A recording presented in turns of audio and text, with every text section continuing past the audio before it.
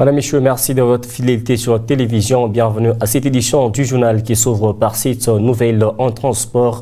Les motocyclistes ainsi que les agents de la SEMCO et Franc aux alentours du rond-point Mwanguéji sont en conflit.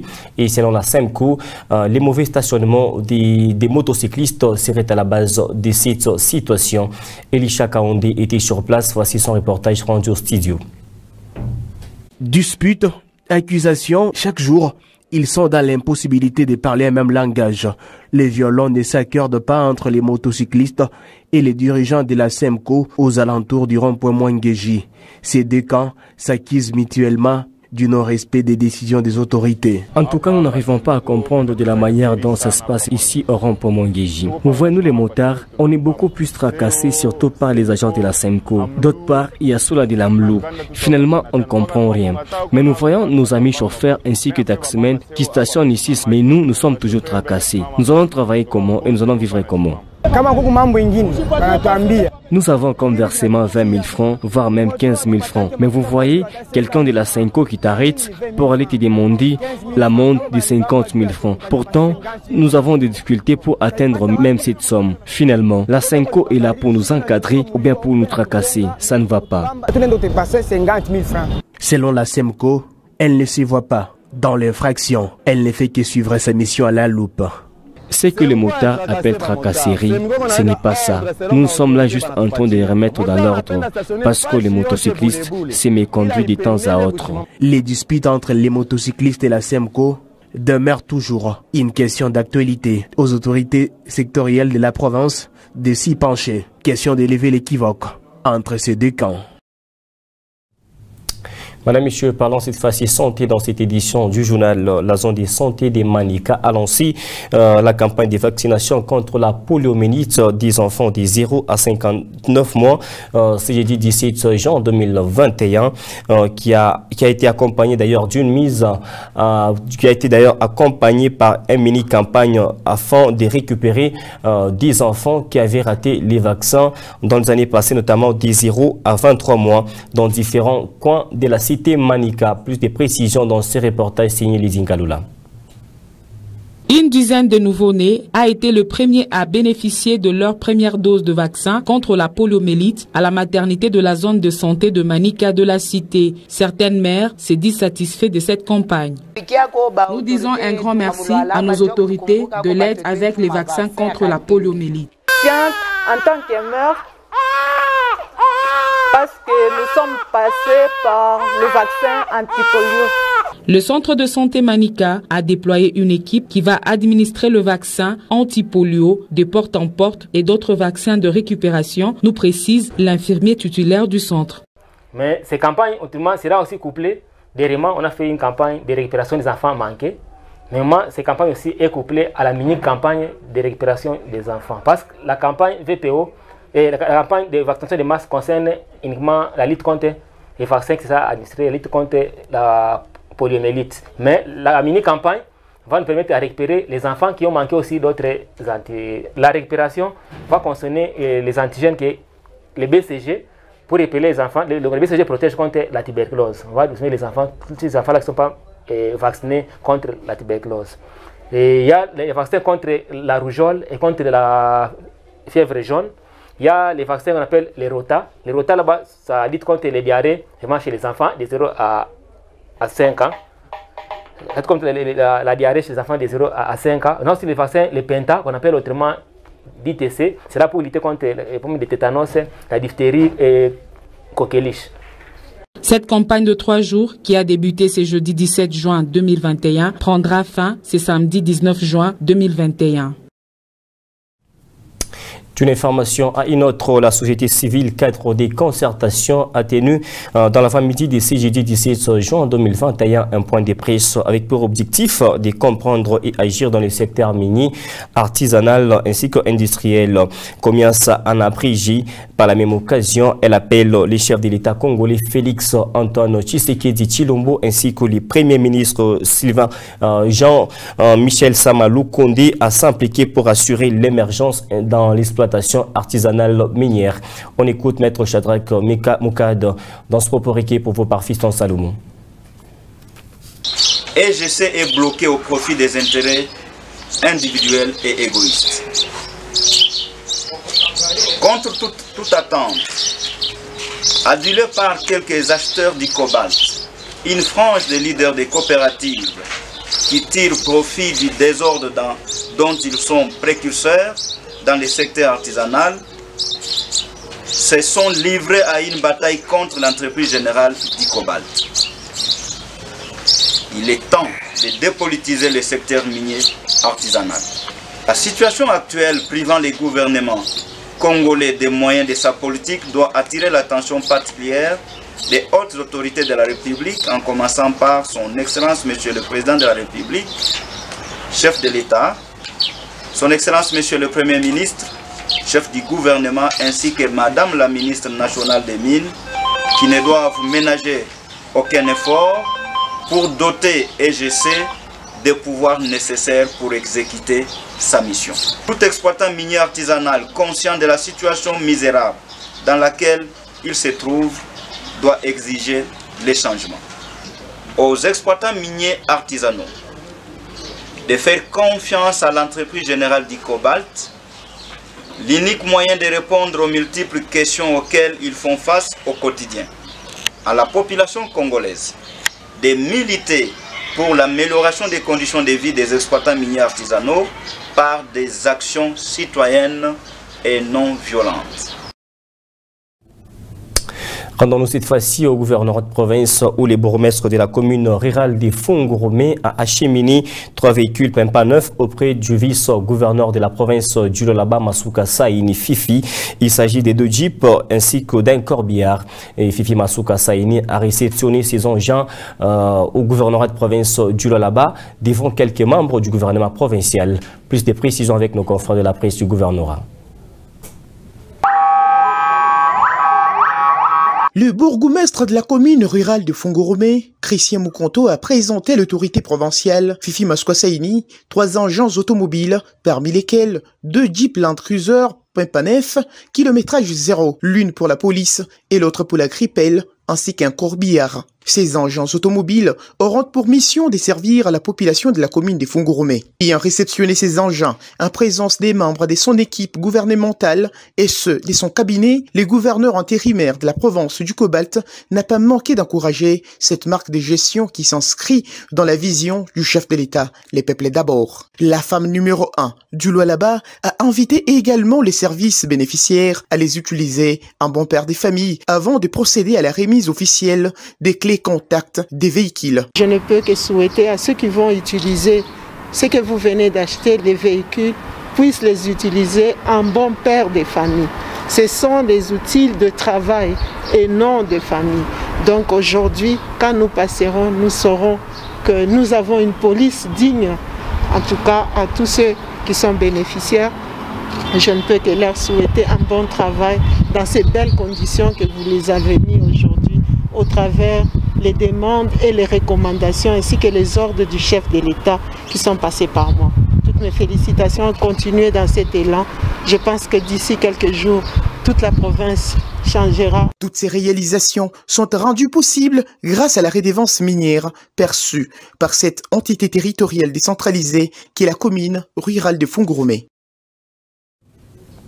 Madame, Monsieur, rendons-nous cette fois-ci à l'Assemblée provinciale où les honorables députés se sont réunis ce jeudi 17 juin 2021 à l'Assemblée provinciale, dans la grande salle des plénières située au cercle récréatif Manika. Et au cours de cette plénière, il était question d'auditionner ainsi que d'adopter la proposition des dits portant fixation des conditions ainsi que des sécurisations des terres agricoles dans la province du Lualaba. Mais bien avant cela, des motions incidentielles ont alimenter les débats. Ben Mouland était présent pour les comptes de votre télévision. Voici son reportage. Avant même l'adoption de l'ordre du jour, l'honorable Mike Mwando, nouvellement installé, a ouvert le débat avec une motion incidentielle qui avait 2 sous-points. Le premier point concerne les conditions de travail des agents de Somidez à la section acide qui, selon lui, laisse à désirer. Et son cœur est gonflé du côté droit parce qu'il ne travaille pas dans de bonnes conditions à la section acide de l'entreprise Somidez. En deuxième lieu, l'élu de Kolwezi a dénoncé de vive voix l'humiliation d'un agent des Kamoa par un dirigeant expatrié. Ensuite, l'honorable Mike Mwando sera renchéri par ses collègues.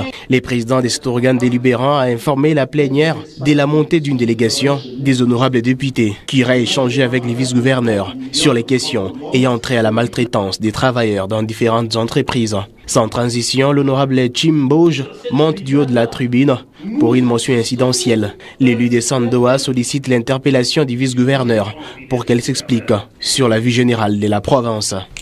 J'ai essayé de solliciter cet échange avec Madame le vice-gouverneur à travers une interpellation. Je ne sais pas si le terme interpellation fait mal ou fait peur.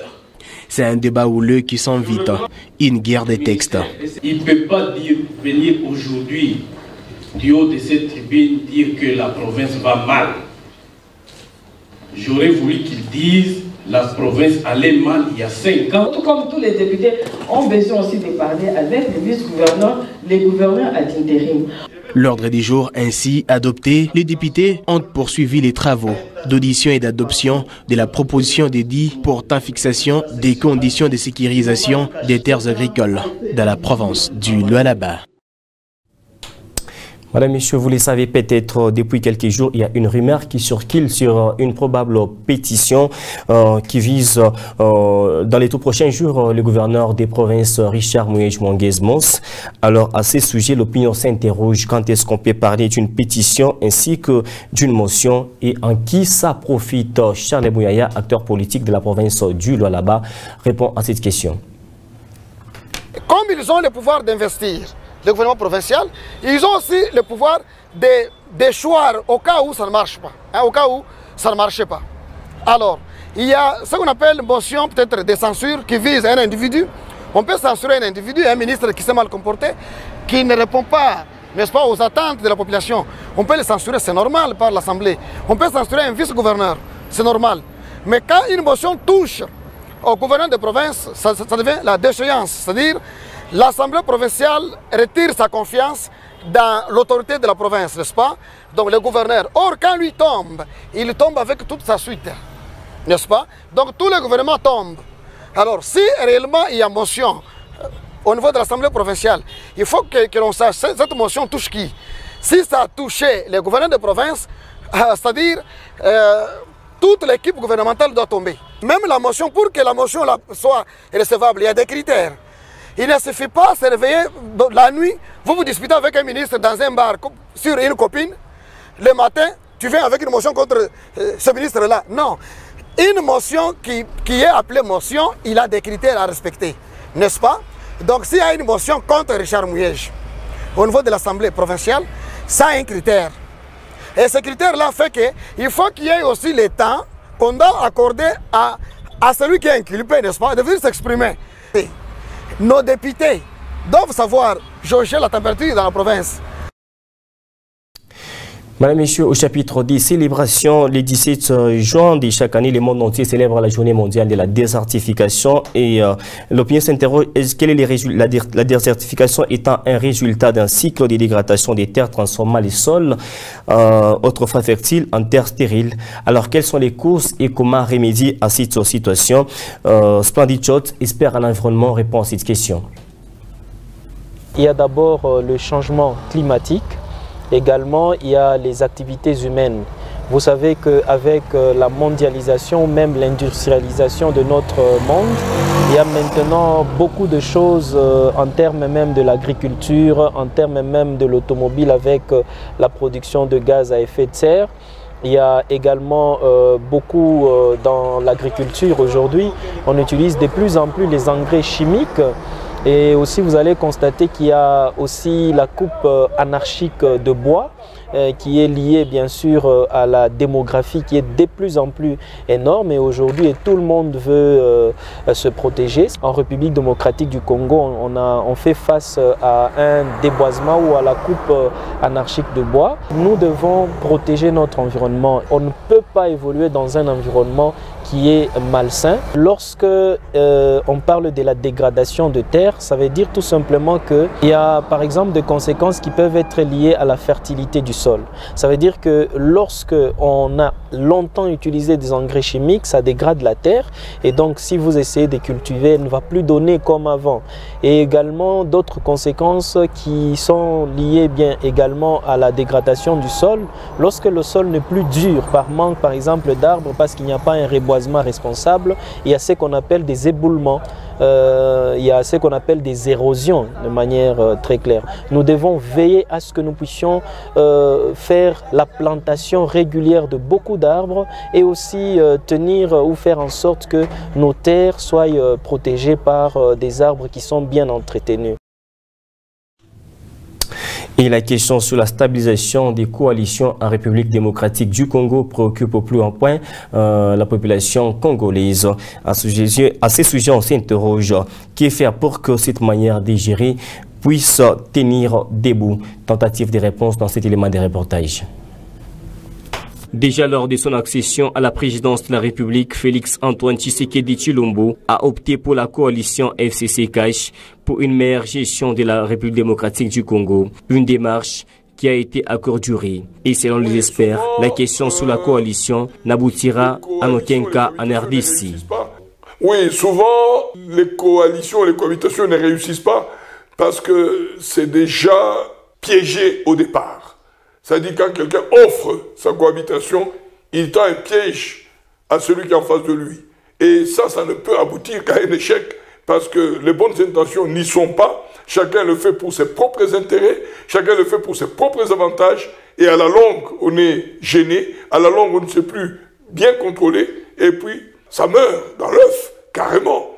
Que faire pour que la population congolaise puisse gérer ensemble les institutions de la République? Vous savez très bien que la coalition FCC-CACH a fait naufrage. Moi, je le disais déjà à son temps que je préférais qu'on parle d'une cohabitation parce qu'une coalition a des implications tellement complexes et cette cohabitation se fasse avec beaucoup de convivialité pour l'intérêt supérieur de notre pays. Mais si les choses se passent autrement avec Vital Kamerhe aujourd'hui, hier c'était avec l'FCC, moi je crois que nous devons peut-être nous mettre autour d'une table, voir ce qui peut nous amener à faire avancer le pays. En rapport avec la coalition UNC-UDPS, déjà les torchons brûlent, 24 heures après la condamnation à nouveau de Vital Kamerhe. Et en national, les présidents de la République démocratique du Congo, Félix-Antoine Tshisekedi Tshilombo et Yoweri Museveni de l'Ouganda, se sont rencontrés à la frontière entre la RDC et l'Ouganda le mercredi 16 juin 2021. Rencontre avec beaucoup d'enjeux, notamment sur le plan économique et sécuritaire. Au cours de cette rencontre, les deux chefs de l'État ont lancé les travaux de construction d'une route qui reliera la RDC et l'Ouganda. Francine Chansa pour les commentaires. La cérémonie s'est déroulée en Pondoué, à la frontière entre les deux pays, où les deux chefs de l'État se sont rencontrés pendant plus ou moins 1 heure environ. Yoweri Museveni a remercié son homologue congolais pour son attitude et a vanté les vertus de l'intégration sous-régionale. Le premier axe routier qui sera rénové reliera Pondoué en Ouganda à Beni en République démocratique du Congo, donc un tronçon long de 84 km. Le deuxième axe s'étend de Beni à Butembo sur 54 km. Un peu plus au nord, le dernier tronçon s'étend sur 94 km et part du poste frontière de Bunanga à la ville de Goma en passant par la cité de Rutshuru. Concernant le financement de ce projet, un partenariat public-privé impliquera l'intervention d'une société indienne basée en Ouganda qui prendra en charge le financement de 60% des travaux, 20% étant à la charge de la RDC et 20 autres de l'Ouganda. Notons que la seconde partie de la cérémonie se tiendra à Kisindi pour la pose de la première pierre en Pondoué, l'un de 3 postes frontières, le plus actif entre l'Ouganda et la République démocratique du Congo. Voilà, monsieur, parlons cette fois-ci sport avant de clôturer complètement cette édition du journal. Constant Omari n'est plus président de la Fédération congolaise de football association FECOFA en abrégé. Ce dernier a jeté l'éponge le mercredi 16 juin 2021 devant la presse quinoise. Et à noter que Constant Omari a passé plus ou moins 18 ans à la tête de cette instance qui gère le football en République démocratique du Congo. Après sa démission, les analystes sportifs du Lolaba ont tenté d'analyser son bilan. son bilan. À suivre dans cet élément signé Enis Mangassa. Constant Omari a démissionné à la tête de la Fédération congolaise de football association, comme il l'a annoncé il y a quelques mois qu'il ne se représentera pas aux prochaines élections de la FECOFA. Omari Selemani l'a réalisé par cette démission annoncée le mercredi 16 juin 2021 à Kinshasa. Après 18 années passées à la tête de cette instance de football congolais, les analystes sportifs du Lualaba ont saisi de l'opportunité pour y tracer un bilan du passage de Constant Omari à la tête de la FECOFA qui ne manque pas de points positifs. Il n'a pas été que mauvais et il a permis à la République démocratique du Congo de gagner 2 titres du champion d'Afrique des Nations en 2009 et en 2016 au Rwanda. Sous son règne, le corbeau du tout-puissant Mazembe ont glané 4 titres continentaux, notamment la Ligue des champions en 2009-2010 et la Coupe de la Confédération 2012-2015. A été chanceux durant ses 18 ans. Il a un bilan vraiment il a un très bon bilan, un bilan positif. Ces derniers n'ont pas manqué à placer un mot sur le profil du remplaçant de Constant Omari à la présidence aux prochaines élections qui s'organisera en décembre 2021. Nous devons miser sur la personne qui doit avoir le courage de parcourir toute la République démocratique du Congo pour dénicher les jeunes talents. Je souhaite qu'on fasse appel aux anciens footballeurs. Nous avons un certain Chaban Inonda qui rêvait de cette place-là depuis longtemps, mais déjoué par un critérium taillé sur mesure par Constant Omari. Le tout-puissant Omari appartient désormais au passé. Beaucoup de gens souhaitaient les changements à la tête de la Fédération congolaise de football association. Aujourd'hui, c'est chose faite. Autres personnes peuvent briguer les mandats. Madame, Messieurs, ce journal est terminé. Nous vous disons merci de nous avoir suivis, mais toutefois, l'actualité reste en continu sur les www.wango.info.